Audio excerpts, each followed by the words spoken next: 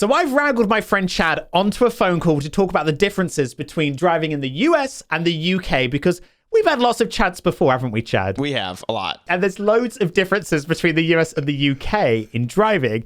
And like, we're both kind of like car guys, kinda. You used to drive a manual or a stick, as the Americans would call stick it, shift. before you had your Tesla. Right. Like, you driving a manual in America is like unheard of, right? It's not, I would say 5% of the people do it. Like, it's not unheard 5% of people. but it's pretty rare. Like, if you were just to hand your keys to someone, you'd be like, well, you know how to drive manual? Like, you'd have to like check in. We should probably start off by saying, I am no expert. Take everything I say with a big old grain of salt. Big old heap of salt. Yeah. Well, okay. Should we start at the top then? Sure. Passing your test or getting a license in the UK and in the USA. I'll take it first, because I feel like it makes more sense in the UK than it does in America from what you've told me before. Yeah. In the UK, if you want to get your license, you have to get a provisional license, and it allows you to drive a car, but you need to have someone else in the car over the age of 21, and they have to have been driving for 3 years. While you've got that, you go and sign up to doing driving lessons, which are with a private instructor, and you can expect to need 20 to 40 hours of lessons. So like £1,000 to £2,000 total. And then you go and apply to do your driving test at a driving test center. How does that differ to America? A lot. Like, a lot. So if you are I'm a little confused on every step. One of the problems is that the United States is obviously 50 different states. You have to show up. You have to fill out a form. You have to get your photo taken, get your fingerprints scanned. You have to do a vision test, and then you have a paper questionnaire. And as long as you don't fail the paper questionnaire, you are given a driver's license and you can drive. So just to clarify, as soon as you filled out all that paperwork, can you literally just drive and like drive by yourself straight away? Or is there limits, or like, how does that work? So if you are 15, you get a driver's permit. 15. If you're 15, I forget how young you can drive in America. If you're 15, you can get a driver's permit, and that would require you to be in the car with someone of a certain age. I think it's 21 in Texas. And then once you're 16, I think that you just get it. And there's no test. You don't. Well, there's there's no driving test. There's like I don't remember. Like, once again, take everything I'm saying with a grain of salt. I'm confused a little bit, because I remember when I reapplied for my Texas driver's license from my California driver's license, I did go in and do a driving test portion of that. But it was, do you know how to use your blinkers? Do you know how to not be above the speed limit? And so I did drive around with someone in the car just to show them that I knew all these things. But that was maybe a 10-minute process to get all that done. Like, it was like, you're done. You're out of here. Did you even go on the road? Yeah, or no, we just, did. Like, in a car park? Okay. Still. I forgot to mention as well, you have to do a theory test here, which is about 45 minutes long. And you have to do that before your actual driving test. You have to go to a government building and sit in a computer room. You know, like, there's questions on the test like, how many compressions should you give in case there's someone in a car accident and they need basic life support? If you don't pass that, you can't actually take your proper driving test. It's about 45 minutes long. No matter what, what state or what requirement there is, UK's requirements are always way more intense, because not only after you get your license, like, there's like a years of like, okay, you're still on not a real license. You're on like a little dinky license. In your first 3 years of driving, after passing in the UK, if you get over 6 points, you have to redo your whole test and your license is suspended, taken away. And you can get 6 points immediately for being caught using your phone. Whoa. So using your phone while driving is an immediate 6 points. Wow. Yeah. Driving in the US and the UK, there are some practical differences. Right. Physically driving on the road, I mean, obviously, it's on the other side. Right. The wrong side for y'all, yeah. The correct side of the road, thank you very much. No. I have driven in America once. I drove in Florida. And I know that you guys hate roundabouts. Yeah. Which are like a staple in the UK. Traffic lights. I don't know what your problem is with them. Technology, please. They just create jobs. Roundabouts create no jobs. What? I'm just joking. Roundabouts exist in America, but like, nobody knows how to use them very well. The thing I've noticed between the US and the UK is if there's someone in the roundabout, you just stop, right? But in the UK, I guess I don't want to say it's just because we're better at roundabouts. Yeah, you're just more aggressive about it. Like, you know. Right. You're more aggressive. If someone's already in it, you will like zip past. If you see they've got their indicator on, if they're going off where you're coming on, people will just zip on anyway. Right. Like, and in America, I think everyone's way more cautious. Because you're like, they have the blinker on, but is it for this one or is it for the next turn? Like, I don't know. Like, people don't use these things. You just constantly have your blinker on, maybe. Right. I have no idea. Practically, I feel like roundabouts are smarter because it's not like a stop sign where you have to come to a complete stop. It's to us, it's a yield sign. And so you can just enter if there's no one there. So it should be faster if you're coming to an intersection with no one in it. You can turn on a right. That's weird. Yeah, right on red. You can even do left on red if they're both one-ways. What? So if you're on a one-way and the street that you're coming across is a one-way, obviously there's no other traffic. That's so mad compared to here. I didn't mention this earlier, was the stop sign thing. Yeah. We don't have those. We only have, well, we do very, very rarely. Yeah. We have the give way or the yield sign, which is basically the same thing, but you can keep moving. You don't have to come to a complete stop. Right. Which I think makes so much more sense. What is America's obsession with stop signs everywhere? It's like at the end of like a road, like in a residential area, it's a give way or a yield sign. It's not a stop. Right. Why do you need to stop all the time? I think that it's mostly for liability because you can't have two yield signs because who do you yield to? See, a yield sign is or a giveaway sign in America is very much like you can see the person that you are giving way to. You never basically have to slow down for a yield sign. But so you're saying the yield sign, is that a rule or is that the mentality that American drivers have that they don't have to stop? Because in the UK, at the end of the road, like I live on here, there's a give way sign. But I have to come to a full stop because I can't see clearly. And everyone who leaves this road will come to a full stop. That is so outside of the behavior of what our signs like indicate. Like whenever you see a giveaway sign or a yield sign, you can basically approach it at full speed. Like at the speed limit, full speed, you're not expected to slow down unless if there is a car that you're yielding to. Driving etiquette. Does everyone... So in Europe, you're meant to stay in the left lane, and then the middle and the outer lanes are only for passing. That is not the case in America, though, is it? Or is it? It's the etiquette. The etiquette is there. If people do it or not, completely different. Almost everybody knows that. Yes, for us it would be the left lane is for passing. We call it undertaking. So that's where someone is on an inside lane and they overtake you. Right. And that is, I don't believe it's illegal here, but it's very, very frowned upon. Like if I was to undertake someone and there was a police around, I would get pulled over for it instantly.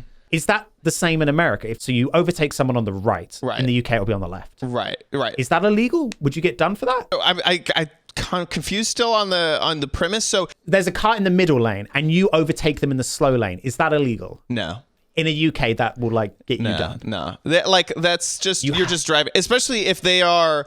Let's say they're driving. Yeah, if you're just driving. Let's say speed limit is 50 or 55, and they're going 50, and I just pull over to the non-passing lane and I just pass them. I have never heard of anyone ever getting a ticket, and that's definitely not a social norm like that people worry about. Yeah, in the UK or like in Europe even more, if you overtake someone in the wrong lane, basically in the slower lane, you'll get done for it. Like if you're driving along, typically people will use the full beams and the hazard lights to talk to other drivers.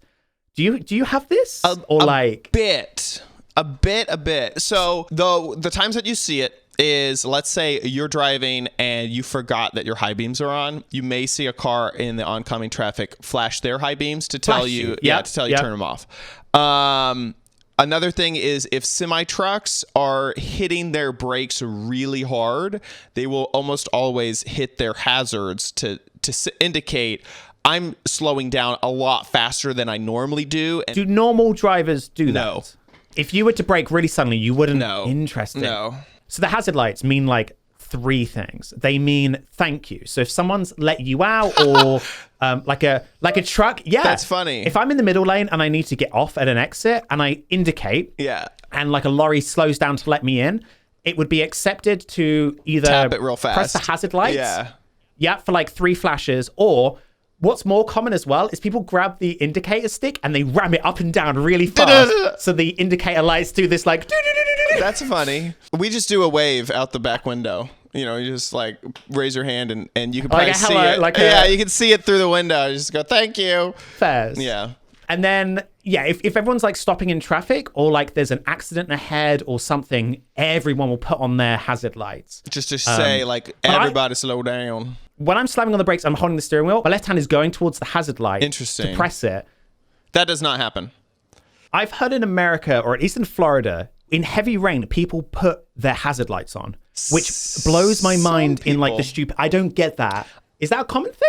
Or like I've seen that in heavy rain. I've seen it in heavy snow, where it's just kind of sometimes hard to track where the car is ahead of you. And if it's during the day, those may be hard to see. So some people will turn on the hazard lights so that it's easier just to track the car in front of you. I'm sorry. I think that's so dumb. Do you not have fog lights in the US? Fog lights? That's not on every car. That's like a standard here. Every car has at least a rear fog light here. What is a rear fog? Is that like what is that? Like that's just a light that indicates like where the edge of the car is? Kinda. It's like, so I'll turn my lights on and my rear brake lights will like light up red. And if I brake, they'll be brighter. Right. That happens. And then on every car, there is another lamp. It's like another red light. On my Suzuki, it's at the bottom. And if I turn that on, there's a switch in the car and I turn it on, it is brighter than my brake lights. Yeah, that's not even a when my brake lights are on. That I don't think I've ever owned a car that has a feature like that. Wow. Okay. Yeah, so every car has that. And if you're driving in fog, really heavy rain or snow, you're expected to turn it on. Yeah, no, that doesn't exist. Yeah. Weird. Okay. But I've also heard with US car, or I've seen, sometimes you have the indicators stay on. Is that right? Or am I going mad? At the side, the little orange bits on the side, the side ones. Yeah. They will stay on while you're driving. That's not supposed to happen. That's a distracted driver. Okay. Maybe I'm getting confused. No, that's someone that's like forgot that their blinkers on. You may have seen that some people's brake lights are also their blinkers. And if their brake lights are broken. Yes. Oh my gosh. Yeah. That is so weird as well. That fresh. We don't have that at all. Yeah. We have separate lights for the brake lights and the indicators. Yeah. So your brake lights may also be your blinkers. So it could just be that like one of their brake lights was out. And so then, if they had their lights on, then. So in the UK, if I want to drive my car on the road, I have to have it MOT'd. I have to pay road tax and it has to be insured. An MOT is a test that's done every year. And it's where you take it to a approved government garage and you pay about 30 to 40 pounds and they will look over your car. They'll check the tires, they'll check the brakes, they'll check rust, they'll check, your suspension, your springs, your engine, everything to check that it's roadworthy and it's not going to fall apart and kill someone. How does that compare in America to testing? That's pretty similar. That depends on the state. So you have to get your car inspected before you are able to get car registered. You pay a fee, and that fee goes towards the roads. So Texas requires a safety inspection. You need that inspection to get your car registered, which is kind of like the fee that says you can use the roads. But that safety inspection in Texas is to Texas. Like Georgia doesn't require a safety inspection. So you could just like make any crap car and just drive it on the roads in Georgia. Yeah, as long as you pay the registration, like basically. So could you explain what registration is? Because I've heard people have to go to the DMV and sit there for hours. We don't.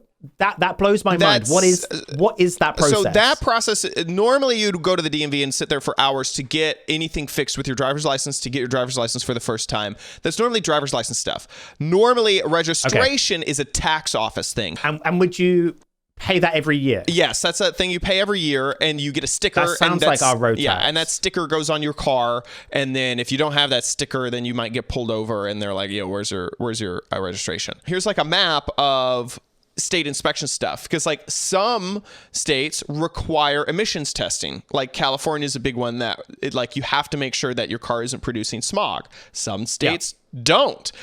Some states require, you know, the safety inspection where it's like, you know, are your brakes good? Do all your lights work? Does your car honk? You know, does your engine show leaks in it and that sort of stuff? Yeah. Some states don't. So it's very dependent on the state. So the registration sounds a lot like the road tax here. So the road tax is based off the emissions of the car, how much CO2 it makes. So if you have a EV or an electric car, you pay nothing. You pay zero road tax. Yeah. But my car, I have to pay about £250 a year, 250 quid. But I have to pay it every year to the government to drive my car legally on the roads. In the UK, if I'm driving along, I'd say it's very rare to see a physical police car either like sitting on the side of the road, or more often what they do is they sit on the bridges that go over motorways. Yeah. And then if they see someone completely like steaming down, they'll drive onto the motorway and then catch them. Yeah. I believe now the statistics say that there are more undercover cars in the UK than there are actual police cars patrolling. That's funny. How is that in America? Like, so actual like cops and basically the same when it comes to, so you'll have a police officer on the side of the road above a bridge or whatever, and they'll be running radar to see how fast you're going. And they may either pull you over themselves, or a lot of times they'll radio down the road. Now, how often do you see like cops? Because I kid you not, in the last year, I've driven about 10,000 miles in the last year, and I've seen it once. I've seen one police officer waiting at the side of the road. No, that happens all the time. How often is that? Like if it's very common in America, it's very common. Like if you were to drive, like it's almost every day. Like maybe not. Really? Maybe Wow. I'm like overthinking it. Maybe it's once a week that I see it, but it's very often. Especially if you're going to take a road trip, like you may see something like that like 3 or 4 times. You know, like if I'm going on a long road trip. Yeah. So yeah, that's typically how it's done. I guess it's because in the UK, getting onto the other thing is speed cameras.